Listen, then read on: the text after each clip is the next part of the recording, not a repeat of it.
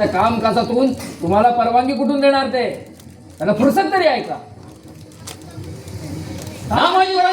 पोटात उभा ठेवताना आहे. आम्हाला धान्य देता की नाही हे सांगा.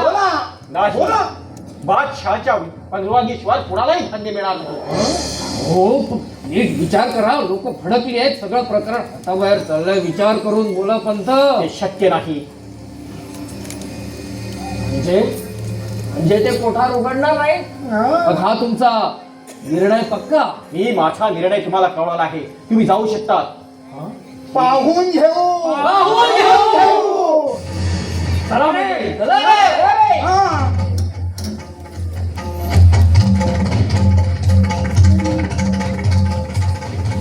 सावित्री, सावित्री, मी काय करावं असं वाटतं तुला? धनी, अहो मी काय बोलू आता? सावित्री, सावित्री, तुझं मन आरशासारखं स्वच्छ आहे. तू जे काही बोलशील तो पांडुरंगाचा सल्ला मानेन मी. धनी, अहो मला यातलं काय कळतंय? पण हा लोकांना. होय सावित्री, होय. पण कुणाला जेवढं पाहिजे तेवढंच, आणि ते सुद्धा माझ्या जबाबदारीनं. जा जा, सगळ्यांना बोलावून आण. जी धनी. देवा पांडुरंगा, तुला साक्ष ठेवून हा मार्ग मी चोखाईत आहे.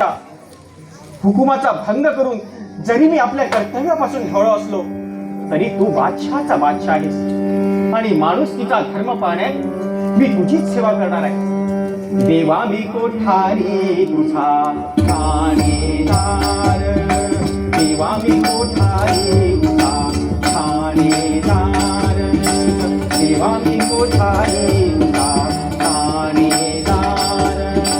प्रेमाचे भांडार